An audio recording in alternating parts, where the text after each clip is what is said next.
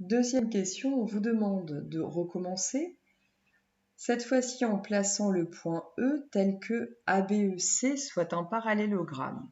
Donc ici, AB, je dois placer un point E, quelque part ici sur le dessin, pour que ABEC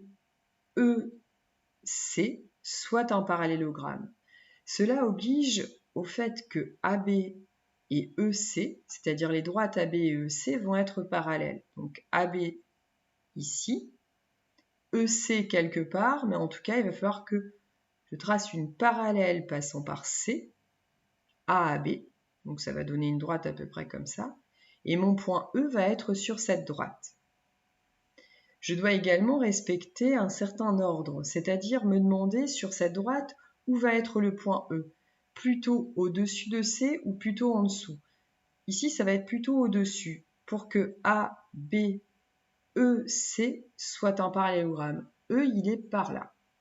Maintenant, pour construire le parallélisme, je vais faire comme tout à l'heure, c'est-à-dire en comptant le nombre de carreaux.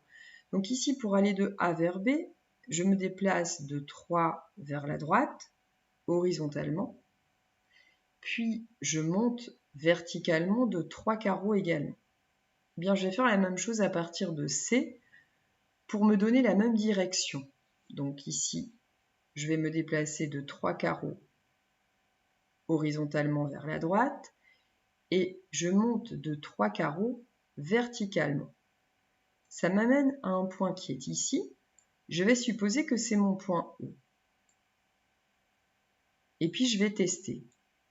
C'est-à-dire, est-ce que la figure que j'obtiens, A, B, E, C, correspond à mon problème, c'est-à-dire est un parallélogramme?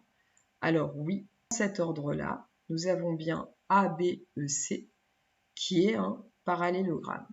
Alors je recommence au niveau de mon tracé. Donc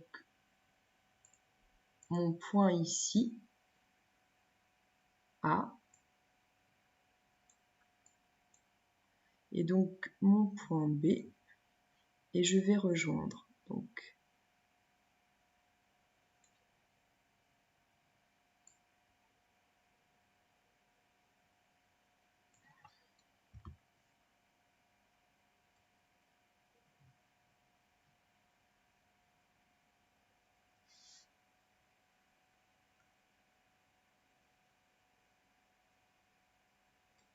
Donc ici, ABEC est un parallélogramme. Alors bien sûr, c'est un dessin à main levée, comme quoi cela peut être acceptable.